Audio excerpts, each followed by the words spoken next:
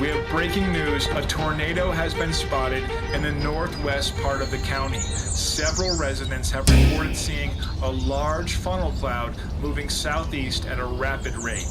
All residents who live east of County Line and west of the Pine River are urged to take cover in a basement or tornado shelter.